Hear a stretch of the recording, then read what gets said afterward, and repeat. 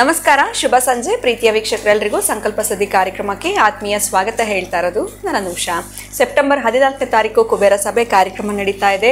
ನೀವು ನಿಮ್ಮ ಕುಟುಂಬದವರು ಪ್ರತಿಯೊಬ್ಬರು ಕೂಡ ಈ ಕಾರ್ಯಕ್ರಮದಲ್ಲಿ ಪಾಲ್ಗೊಳ್ಳೋದಕ್ಕೆ ಅವಕಾಶ ಇರುತ್ತೆ. ನಿಮ್ಮ ಜೀವನದಲ್ಲಿ ಯಾವುದೇ ರೀತಿಯಾಗಿರುವಂಥ ಕಷ್ಟ, ತೊಂದರೆಗಳು, ಸಮಸ್ಯೆಗಳಾಗ್ತಾ ಇದೆ, ಇವೆಲ್ಲದರಿಂದ ಕೂಡ ಹೊರಗಡೆ ಬರಬೇಕು, ಸಕ್ಸಸ್ನ ಕಾಣಬೇಕು ಅಂತಂದರೆ ಕುಬೇರ ಸಭೆ ಕಾರ್ಯಕ್ರಮದಲ್ಲಿ ಪಾಲ್ಗೊಳ್ಬೋದು. ಹೆಚ್ಚಿನ ಮಾಹಿತಿಗೆ ಸಂಖ್ಯೆಗಳು ಕೂಡ ಸ್ಕ್ರೀನ್ ಮೇಲೆ ಬರ್ತಾ ಇದೆ. ಇನ್ನು ಕಾರ್ಯಕ್ರಮದಲ್ಲಿ ನಮ್ಮ ಜೊತೆಲಿದ್ದಾರೆ ಸ್ಪಿರಿಚುವಲ್ ಗುರು ಡಾಕ್ಟರ್ ವಿಷ್ಣುದತ್ತ ಗುರುಜಿಯವರು. ಗುರುಗಳನ್ನ ಕಾರ್ಯಕ್ರಮಕ್ಕೆ ಬರ್ಮಾಡ್ಕೊಳ್ಳೋಣ. ನಮಸ್ತೆ ಗುರುಗಳೇ, ಕಾರ್ಯಕ್ರಮಕ್ಕೆ ಆತ್ಮೀಯ ಸ್ವಾಗತ. ಈ ಸಮಸ್ಯೆ, ಕಷ್ಟ, ತೊಂದರೆ ಅನ್ನುವಂಥದ್ದು ನಮ್ಮನ್ನು ಬಿಟ್ಟು ಹೋಗ್ತಾನೆ ಇರೋದಿಲ್ಲ ಅಂತ ಹೇಳ್ಬೋದು. ಈ ಕಷ್ಟಗಳೇ ಬರಬಾರ್ದು ಅಂತಂದರೆ ನಾವು ಯಾವ ರೀತಿ ಕೇಳ್ಕೊಳ್ಬೇಕು ಅಥವಾ ನಮ್ಮ ಪ್ರಾರ್ಥನೆ ಯಾವ ರೀತಿ ಇರಬೇಕಾಗತ್ತೆ ಗುರುಗಳೇ? ಯಾಕಂದರೆ ಕೇಳಿದ್ದಾಯ್ತು, ಬೇಡಿದ್ದಾಯ್ತು, ರಥ ಎಲ್ಲ ಆಗೋಗ್ಬಿಟ್ಟಿರುತ್ತೆ ಒಂದು ಕಡೆಯಿಂದ. ಸೊ ಕಷ್ಟಗಳೇ ಬರಬಾರ್ದಪ್ಪ, ಅದಕ್ಕೆ ನನ್ನ ಕಡೆ ನೋಡಲೇಬಾರ್ದು ಅಂದರೆ ನಮ್ಮ ಪ್ರಾರ್ಥನೆ ಯಾವ ಥರ ಇರಬೇಕಾಗುತ್ತೆ? ಓಂ ವಿಶ್ವಸ್ಮೈ ನಮಃ. ಕಷ್ಟಗಳು ನೀವು ಕೇಳಿಕೊಂಡ್ರು ಕೇಳಿಕೊಂಡಿಲ್ಲ ಅಂದರೂ open the door, close the door. ನೀವು ಕ್ಲೋಸ್ ಮಾಡಿದ್ರು ಓಪನ್ ಮಾಡಿದ್ರು ಅವು ಬಂದೇ ಬರ್ತವೆ. ಸ್ವಲ್ಪ ದಿವಸ ಇರ್ತವೆ, ಹೋಗ್ತವೆ. ಇದು ಜಗದ ಪರಿವರ್ತನೆಯ ನಿಯಮ. ಈ ಹುಣ್ಣಿಮೆ ಅಮಾವಾಸ್ಯೆನ ಕೇಳುತ್ತಂತೆ, ನೀನು ಯಾಕೆ ನನ್ನಾಗೆ ಒಳೆಯಲ್ಲ ಅಂತ. ನೋಡಿ ಹೆಂಗಿದೆ ಇದಂದರೆ, ಹೆಂಗೆ ಚುಚ್ಚೋ ಮಾತಿದಂದರೆ, ನೀನು ಯಾಕೆ ನನ್ನ ಹಾಗೆ ಒಳೆಯಲ್ಲ ಅಂದರೆ, ಆವಾಗ ಅಮಾವಾಸ್ಯೆ ಒಂದು ಮಾತು ಹೇಳ್ತಂತೆ, ಒಂದು ಎಳ್ಳ ನಿನಗೆ ನಾನು ಬಂದಿದ್ದಕ್ಕೆ ನಿನಗೆ ಬೆಲೆ ಜಾಸ್ತಿ ಅನ್ನುತ್ತದೆ. ಅವಾಗ ತಲೆ ತಗ್ಗಿಸ್ಬಿಡುತ್ತೆ ಅಂತ ಇದು. ಈಗ ಅಮಾವಾಸ್ಯೆ ಇಲ್ಲ ಅಂದಿದ್ರೆ ಈ ಹುಣ್ಣಿಮೆಗೆ ಅದ್ರ ವ್ಯಾಲ್ಯೂ ಗೊತ್ತಾಗ್ತಾ ಇರಲಿಲ್ಲ. ಕಷ್ಟ ಬಂದರೆ ನಮಗೆ ಸುಖದ ವ್ಯಾಲ್ಯೂ ಗೊತ್ತಾಗೋದು, ನೋವು ಬಂದರೆ ನಮಗೆ ಅದರ ವ್ಯಾಲ್ಯೂ ಗೊತ್ತಾಗೋದು. ಅದಕ್ಕೆ ಇಲ್ಲಿ ಕೃಷ್ಣನ ಅತ್ತೆ ನೋಡಿ, ಇದು ಉಲ್ಟಾ. ಕುಂತಿದೇವಿ ಏನು ಕೇಳ್ತಾಳೆ ಗೊತ್ತಾ? ನನಗೆ ಯಾವಾಗಲೂ ಕಷ್ಟಗಳೇ ಕೊಡು ಅಂತ ಕೇಳ್ತಾಳೆ. ಯಾವಾಗಲೂ ಕಷ್ಟಗಳೇ, ನನಗೆ ಯಾವಾಗಲೂ ಕಷ್ಟಗಳೇ ಕೊಡು ಅಂತ ಕೇಳ್ತಾಳೆ. ಅತ್ತೆ, ನಿನಗೇನು ಬೇಕು ನನ್ನ ಕೇಳು, ನಾನು ಖುಷಿಯಿಂದ ನಿನಗೆ ದಯಪಾಲಿಸ್ತೀನಿ ಅಂತಂದರೆ, ಏನಿಲ್ಲ ಕೃಷ್ಣ, ನನಗೆ ಯಾವಾಗಲೂ ಕಷ್ಟಗಳನ್ನೇ ಕರುಣಿಸು. ಆ ಶ್ಲೋಕ ಏನು ಹೇಳುತ್ತೆ ಗೊತ್ತಾ? ವಿಪದಂತು ನಶಶ್ವತೋ ತತ್ತತ್ರ ಜಗದ್ಗುರೋಹೋ ಭವತೋ ದರ್ಶನಂ ಯಸ್ಯ ಪುನರ್ಭವತಿ ದರ್ಶನಃ. ನೀನು ಜಗದ್ಗುರು ಕಣಯ, ನನಗೆ ತತ್ತತ್ರ ನೀನನ್ನು ತಿಳ್ಕೊಳ್ತಾ ಇದ್ದರೆ ಅದರ ಅರ್ಥ ಏನು ಗೊತ್ತಾ? ನನಗೆ ಯಾವುದೋ ಕಷ್ಟ ಇದೆ ಅಂತ. ಕಷ್ಟ ಇದ್ದರೆ ಮಾತ್ರ ನಾನು ತಿಳ್ಕೊಳ್ತಾ ಇರ್ತೀನಿ. ಕಷ್ಟ ಇಲ್ಲ, ಸುಖವೇ ಇದೆ ಅಂತಂದರೆ ಯಾರೂ ತಿಳ್ಕೊಳ್ಳಲ್ಲ. ಅದಕ್ಕೆ ನಿನ್ನ ದರ್ಶನ ಆಗಬೇಕು ನನಗೆ, ತವ ದರ್ಶನಂ, ನಿನ್ನ ದರ್ಶನ ಆಗಬೇಕು ನನಗೆ ಆವಾಗ ಅಂತಂದರೆ ನೀನನ್ನು ಕಷ್ಟ ಕೊಡ್ತಿರ್ಬೇಕು. ಅದಕ್ಕಾಗಿ ನಾನು ಈ ಜನ್ಮ ಸಾರ್ಥಕ ಮಾಡ್ಕೋಬೇಕು ಅಂತಂದರೆ ನನಗೊಂದು ಕಷ್ಟ ಬಂದು ಹೋಗಬೇಕು. ನಾನು ಈ ಜನ್ಮ ಪಾವನ ಮಾಡ್ಕೊಳ್ಬೇಕು ಅಂತಂದರೆ ನನಗೊಂದು ಬಾಧೆ ಬಂದು ಹೋಗಬೇಕು. ನಾನು ಈ ಜನ್ಮವನ್ನು ಧನ್ಯ ಮಾಡಿಕೊಳ್ಳಬೇಕು. ಧನ್ಯೋಸ್ಮಿ ಅನುಗೃಹೀತೋಸ್ಮಿ ಕೃತಾರ್ಥೋಸ್ಮಿ ಕೃಪಾನಿಧೆ ಅಂತ ಹೇಳ್ತಾಳಾಕೆ. ನೀನು ಕೃಪೆ ಮಾಡಬೇಕು ಮಹಾನುಭಾವ, ನಿನ್ನ ದರ್ಶನ ಇದ್ದರೆ ಸಾಕು ಕಣಯ್ಯ. ನನಗೆ ಕಷ್ಟಗಳನ್ನ ಮಾತ್ರ ನೀನು ನನಗೆ ದಯಪಾಲಿಸು. ಏನತ್ತೆ ಇದೇನಾದರೂ ಹರಕೆನಾ? ಇದೇನಾದರೂ ಬೇಡಿಕೆನಾ? ಎಲ್ಲರೂ ಕೂಡ ಅದು ಬೇಕು ಇದು ಬೇಕು ಅಂತ ಭೋಗಭಾಗ್ಯವನ್ನು ಕೇಳಿಕೊಳ್ತಾರೆ. ನೀನು ಕಷ್ಟಗಳೇ ಕೇಳ್ತೀಯ ಅಲ್ಲ ಅತ್ತೆ ಅಂತ ಕೃಷ್ಣ ಕೇಳಿದಾಗ, ಆಗ ಕುಂತಿದೇವಿ, ಕುಂತಿ ಅಂದರೆ ಕಷ್ಟಗಳಂದರೆ ಕುಂತಿ, ಅಷ್ಟಿದ್ದಾವೆ. ಅದಕ್ಕಾಗಿ ನೀವು ಒಂದು ಸವಾಲು ಯಾವಾಗಲೂ ಅಷ್ಟೇ, ಈ ತಣ್ಣೀರು ಸ್ನಾನ ಮಾಡುವಾಗ ಒಂದು ತಂಬಿಗೆ ಹಾಕೊಳ್ಳೋಕೆ ಸ್ವಲ್ಪ ಏನೋ ಆಗುತ್ತೆ ಮೈಯೆಲ್ಲ, ಚಳಿ ಬರುತ್ತೆ. ಹಾಗೆ ಇನ್ನೊಂದು 2-3 ಮತ್ತೆ ಹಾಕೊಂಡ್ಬಿಟ್ರೆ ಚಳಿನೂ ಇಲ್ಲ. ಏನೋ ಹೇಳ್ತಾರಲ್ಲ, ಪೂರ್ಣ ಮುಳುಗಿದವನಿಗೆ ಚಳಿ ಏನು ಗಾಳಿ ಏನು ಅಂತ. ಹಾಗೆ ಒಂದಷ್ಟು ಕಷ್ಟಗಳು ನಿಮಗೆ ಬಂದು ಹೋದರೆ ಸುಖದ ಬೆಲೆ ಗೊತ್ತಾಗೋದು, ಅದರ ತಾತ್ವಿಕ ಮರ್ಮ ಗೊತ್ತಾಗೋದು, ಅದರ ತಾಕತ್ತು ಗೊತ್ತಾಗೋದು. ಅದಕ್ಕೆ ನೀವು ಏನಾಗಿದ್ರೂ ಸರಿಯೇ, ಮೊದಲು ವೆಲ್ಕಮ್ ಮಾಡಿ ಕಷ್ಟಗಳಿಗೆ.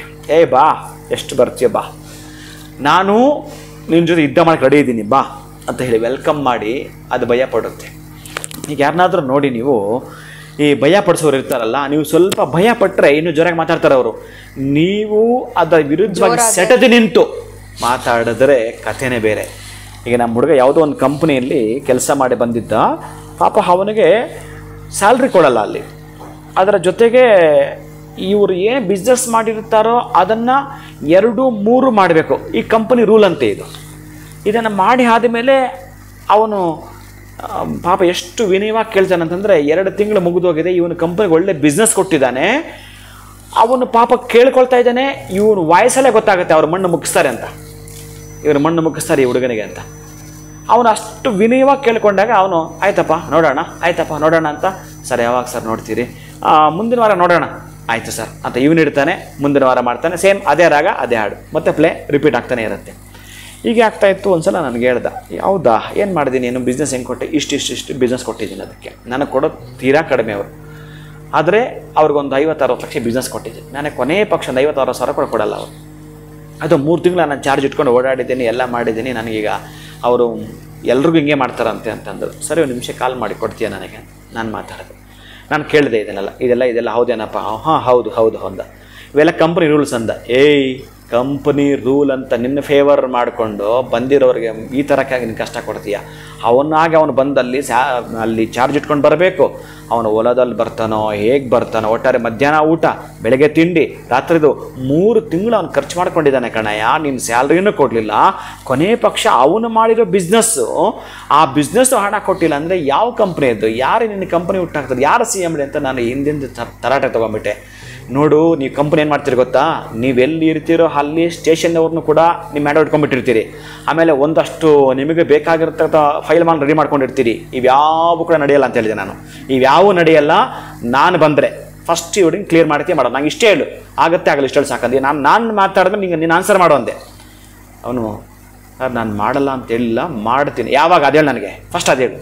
ಈಗ ಅವನು ಡೇಟು ಟೈಮು ಕೊಟ್ಟು ಅವನಿಗೆ ಚೆಕ್ ಕೊಟ್ಟು ಕಳಿಸ್ಕೊಟ್ಟ. ಹೆಂಗಿದೆ ಹೇಳು ಮಾತು? ಜೋರು ಮಾಡಿದ ತಕ್ಷಣ ಕೋಪ ನನಗೆ ಬಂದಿದ್ದು, ನನ್ನ ವಾಯ್ಸು ಹಾಗಾಗ್ಬಿಡ್ತು ನನಗೆ. ಈ ಥರ ನೋವು ಅಂತ ಕಂಡಾಗ ಎಲ್ಲಾದರೂ ಬೇರೆ ನನಗೆ ತುಂಬ, ನಾನು ಯಾವುದನ್ನು ನೋಡಲ್ಲ, ಅದು ನನಗೆ ನ್ಯಾಯವೇ ಬೇಕಾಗತ್ತೆ. ಅದಕ್ಕೆ ನೀವು ಕಷ್ಟಗಳಂತ ಬಂದಾಗ ಪುಕ್ಕುಲ್ತನ ಮಾಡಿದ್ರೆ ಅದು ನಿಮ್ಮ ಮೇಲೆ ಕೂತ್ಕೊಳ್ಳುತ್ತೆ. ನೀವು ಅದ್ರ ಮೇಲೆ ಕೂತ್ಕೋಬೇಕು. ಆಗ ಅದ್ರ ಮೇಲೆ ಅದನ್ನು ಅಡಿಗೆ ಹಾಕ್ಕೊಳ್ಳಿ, ಕೆಳಗಡೆ ಹಾಕ್ಕೊಂಡು ಕೂತ್ಕೊಳ್ರಿ. ಓಡಿ ಹೋಗ್ತಾವು. ಅದನ್ನು ಓಡಿ ಹೋಗಬೇಕಾದ್ರೆ ನೀವು ನಾನು ಕೊಟ್ಟಿದ್ದೀನಿ ಮೊದಲೇ ಕೃಷ್ಣನಾಮ ಜಪವನ್ನು ಮಾಡಿಕೊಡ್ರಯ್ಯ ಅಂತ ಪಕ್ಕಕ್ಕೆ ಸರೋದು ಹೋಗ್ತವೆ. ಡೈಲಿ ಒಂದು ನಿಯಮ ಇಟ್ಕೊಂಬಿಡಿಯಪ್ಪ, ಒಂದು ಟೈಮಿಂಗ್ಸ್ ಇಟ್ಕೊಡ್ರಯ್ಯ, ಒಂದನ್ನು ಪಠಿಸ್ತಾ ಬರ್ರಯ್ಯ. ಪಾಪ ಅವನು ಯಾರೋ ಒಂದು ಹುಡುಗ ಪಾಪ ಬಂದು ಹೋಗಿದ್ದಾನೆ. ಅವನಿಗೇನೋ ತಾಪತ್ರ ಇತ್ತು. ಆದರೆ ಅವನ ದಶಾಭುಕ್ತಿ ನಾನು ಮರ್ತಿದ್ದೆ. ಅವನಿಗೆ ನಂಬರ್ಸ್ ಎಲ್ಲ ಕೊಟ್ಟಿದ್ದೆ. ಅವನೇನೋ ಟ್ರೇಡಿಂಗ್ ಏನೋ ಮಾಡೋದು. ಈಗ ಶುಕ್ರ ಮಹಾದಶೆ ಇದೆ. ನೀನು ಪಡ್ಕೊಳ್ಳೋ ದಿನಗಳು ಬಂದಿದೆಯೋ, ಈಗ ನೀನು ಒದ್ದಾಟ ಮಾಡ್ತಿದ್ಯಲ್ಲ, ಈಗ ಸ್ವಲ್ಪ ಚೇಂಜ್ ಮಾಡ್ಕೊ, ಟರ್ನ್ ಮಾಡ್ಕೊ, ಈಗ ಅಂತ ಹೇಳಿದ ಕೂಡಲೇ ಅವನಿಗೆ ಅಲ್ಲಿಂದ ಪ್ರಾರಂಭ, ಅಲ್ಲಿಂದ ಸ್ಟಾರ್ಟು. ಆ ದಿನಗಳು ದಯವಿಟ್ಟು ನೀವು ಗಮನಿಸಿ. ನೀವು ನಿಮ್ಮದಾಗಿರೋ ದಿನಗಳನ್ನು ಗಮನಿಸಿಕೊಂಡು ಹೆಜ್ಜೆ ಹಿಡಿ. ನೀವು ಫೇಲ್ ಆಗಲ್ಲ. ನೀವು ಸಂಪೂರ್ಣವಾಗಿ ಏನು ಗೊತ್ತಾ, ಒಂದು ಕಾಲುವೆ ದಾಟಬೇಕಾದ್ರೆ ಒಂದು 80% ಎಫರ್ಟ್ ಹಾಕಿದ್ರೆ ಆಗಲ್ಲ, 90% ಎಫರ್ಟ್ ಹಾಕಿದ್ರೂ ಆಗಲ್ಲ, 99% ಎಫರ್ಟ್ ಹಾಕಿದ್ರೂ ಆಗಲ್ಲ. ಚೆನ್ನಾಗಿ ನೆನ್ಪಿಟ್ಕೊಂಬಿಡಿ. 100ಕ್ಕೆ 100 ಎಫರ್ಟ್ ಹಾಕಬೇಕು. ಅಂದರೆ ಅದರಲ್ಲಿ ನೀವು ಪೂರ್ಣವಾಗಿ ತಿಳ್ಕೋಬೇಕು. ಯಾವ ಬಿಸ್ನೆಸ್ ಮಾಡ್ತೀರ, ಯಾವ ಕೆಲಸ ಮಾಡ್ತೀರ ಅಂದರೆ ನಿಮ್ಮನ್ನು ನೀವು ಆ ಕೆಲಸದ ಒಳಗಡೆ ತೊಡಗಿಸ್ಕೋಬೇಕು. ಎಷ್ಟು ಅಂತಂದರೆ without your involvement you can not succeed. ನಿಮ್ಮನ್ನು ನೀವು ತೊಡಗಿಸ್ಕೊಂಡಿಲ್ಲ, ಅದು ಹೆಂಗೆ ಸಕ್ಸಸ್ ಆಗ್ತದೆ ನನಗೆ ಹೇಳಿ ನೋಡೋಣ. With your involvement you can not fail. ಆಗ್ತೀರಾ? ನೀವು ಪೂರ್ಣ ತೊಡಗಿಸ್ಕೊಂಡಾಗ 1-2 ಸಲ ಫೇಲ್ ಆದರೂ ಪಾಸ್ ಆಗಿ ಆಗ್ತೀರಿ. ಹೌದು, ಮಾಡಬೇಕಲ್ಲ. ಈಗ ಯಾವುದೋ 1-2 ಸಬ್ಜೆಕ್ಟ್ ಹೋಗಿದೆ ಅಂದರೆ ಅದನ್ನು ನೀನು ಕಾಳಜಿ ವಹಿಸಿ ಓದಿದೆ ಅಂತಂದರೆ ಅವರು ಕೊಡುವಂಥ 100% ಆ ತಲೆಯಲ್ಲಿ ಆನ್ಸರ್ ಇದೆ. ಅದೇಂಗೆ ಫೇಲ್ ಆಗ್ತೀಯಾ? ಯಾರು ಮಾಡೋ ನಿನ್ನ ಫೇಲು?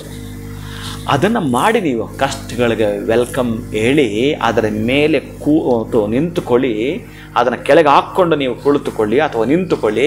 ಆ ಕಷ್ಟಗಳು ನಿಮ್ಮ ಅಧೀನದಲ್ಲಿ ಬರ್ತವೆ. ನೀವು ಅದರ ಅಧೀನ ಆದರೆ ಏನು ಮಾಡೋಕ್ಕಾಗಲ್ಲ, ಕುಕ್ಕಲ್ತಾನೆ. ಅದಕ್ಕೆ ಹೇಳಿದ್ದು ಧೈರ್ಯೇ ಸಾಹಸಿ ಲಕ್ಷ್ಮಿ ಅಂತ ಒಂದಾದರೆ ಧೈರ್ಯಂ ಸರ್ವತ್ರ ಸಾಧನಂ. ನೀವು ಯಾವುದು ಮಾಡಿದ್ರು ಮಾಡಿ ಮತ್ತೆ ಫೇಲ್ ಆಗಿ ಮತ್ತು ಹೆದ್ದೇಳಿ. ಹಗಲು ರಾತ್ರಿಗಳಿದ್ದಂಗೆ ಸೋತ ಯಾವಾಗಲೂ ಗೆಲುವೇ ಬಂದರೆ ಏನು ಚೆನ್ನಾಗಿದೆ ನಿಮಗೆ. ಸ್ವಲ್ಪ ಸೋಲು ಬರಬೇಕು, ಕಷ್ಟಗಳು ಬರಬೇಕು, ನಷ್ಟಗಳು ಆಗಬೇಕು. ಇನ್ನೊಂದರ ಟೇಸ್ಟ್ ಗೊತ್ತಾಗಬೇಕು ಅಂತಂದರೆ, ಈಗ ನೀವು ಬೆಲ್ಲ ತಿಂದಿದ್ದೀರಿ ಮತ್ತು ಬೆಲ್ಲ ತಿಂದು ಏನು ಟೇಸ್ಟ್ ಗೊತ್ತಾಗುತ್ತೆ ಹೇಳಿ? ಗೊತ್ತಾಗಲ್ಲ. ಸ್ವಲ್ಪ ಬೇವಿನಕಾಯಿ ಹಾಕ್ಕೊಳ್ಳಿ, ಬೇವಿನ ಎಲೆ ತಿನ್ನಿ ನೋಡಿ. ಶುಗರ್ಗೆಲ್ಲ ಎಷ್ಟು ಒಳ್ಳೆಯದ ಆಗಲ್ಲ ನನಗೆ ಅಂತಂದರೆ ಸ್ವಲ್ಪ ಹಾಗೇರಿ. ಆ ನಂತರ ಸ್ವಲ್ಪ ಬೆಲ್ಲ ಹಾಕ್ಕೊಳ್ಳಿ, ಏನು ಟೇಸ್ಟ್ ಕೊಡುತ್ತೋ ಹಾಗೆ. ಈ ಕಷ್ಟ ಸುಖಗಳು, ಸುಖ ನಷ್ಟ ಇದಕ್ಕೆಲ್ಲ ಒಂದು ಮೂಲ ನಿಮಗೆ ತಾಕತ್ತು ಕೊಡತಕ್ಕಂತಹದ್ದು, ನಿಮ್ಮನ್ನು ಡಿಸೈನ್ ಮಾಡುವಂಥದ್ದು ಕೃಷ್ಣನಾಮ ಜಪ. ಕೃಷ್ಣನಾಮ ಜಪ ಒಂದು ಇಟ್ಕೊಳ್ಳಿ. ನಿಮಗೇನು ಬಂದಿರತಕ್ಕಂತಹ ಕಷ್ಟಗಳು ನಿಮ್ಮ ಪಾದದ ಕೆಳಗಡೆ, ನಿಮ್ಮ ನಾಲಿಗೆಯಲ್ಲಿ ಕೃಷ್ಣ ಇರ್ತಾನೆ. ಅಂದ್ರೆ ಆಗ ನೀವು ಮೇಲಿದ್ದೀರಿ, ಕೃಷ್ಣನಾಮ, ನಿಮ್ಮ ಕಷ್ಟಗಳು ಕೆಳಗಡೆ ಇದ್ದಾವೆ. ಇದನ್ನು ಮಾಡ್ತಾ ಬನ್ನಿ. ಒಂದು ಮಾಲೆ ಹಿಡ್ಕೊಂಡು ಮಾಡಿ, ನಾನು ಹಿಡ್ಕೊಂಡಂಗೆ ಕೃಷ್ಣನದ್ದು ಮಾಡ್ತಾ ಬನ್ನಿ. ನಿಮ್ಮ ಕಷ್ಟಗಳಿಗೆ ಇತಿಶ್ರೇ ನೀವು ಇಟ್ಟಾಗೇನು. ಖಂಡಿತ ಗುರುಗಳೇ, ಕಷ್ಟಗಳೇ ಬರಬಾರ್ದು ಅಂದರೆ ಯಾವ ಥರ ಕೇಳ್ಕೋಬೇಕು ಅಂತ ನಾನು ಕೇಳಿದೆ. ಬಟ್ ನೀವು ಹೇಳ್ದಂಥ ಮೋಟಿವೇಶನ್ ಒಂದು ರೀತಿ, ಕಷ್ಟಗಳು ಬಂತು ಅಂದ್ರೂ ನಾವು ಅದನ್ನು ಹೇಗೆ ಫೇಸ್ ಮಾಡಬೇಕು ಅನ್ನೋದನ್ನ ನೀವು ಈ ಒಂದು ವಿಡಿಯೋ ಮುಖಾಂತರ ನಮಗೆ ತಿಳಿಸ್ಕೊಟ್ರಿ. ಜೊತೆಗೆ ಆ ಒಂದು ಧೈರ್ಯವನ್ನು ಕೂಡ ಕೊಟ್ರಿ ಅಂತ ಹೇಳ್ಬೋದು. ಕಷ್ಟಗಳು ಬಂತು ಅಂತ ಕುಗ್ಗಿ ಹೋಗಬಾರ್ದು. ನಾವು ಲೈಫಲ್ಲಿ ಎರಡೂ ಕೂಡ ನಾವು ಬ್ಯಾಲೆನ್ಸ್ ಮಾಡಬೇಕಾಗತ್ತೆ. ಆ್ಯಂಡ್ ಕಷ್ಟಗಳು ಬಂದಾಗಲೇ ನಮಗೆ ಅದನ್ನು ಫೇಸ್ ಮಾಡುವಂಥ ಧೈರ್ಯ ಕೂಡ ಇರಬೇಕು ಅಂತ ನೀವು ತಿಳಿಸಿದ್ರಿ. ಅದ್ಭುತವಾಗಿರುವಂಥ ಮಾತುಗಳು. ಇನ್ನು ಕೃಷ್ಣನ ಜಪವನ್ನು ಹೇಗೆ ಮಾಡಬೇಕು ಅಂತ ಕೂಡ ತಿಳಿಸ್ಕೊಟ್ಟಿದ್ದೀರಾ. ಧನ್ಯವಾದಗಳು ತಮಗೆ. ನಮಸ್ಕಾರ. ಹರೇ ಶ್ರೀನಿವಾಸ.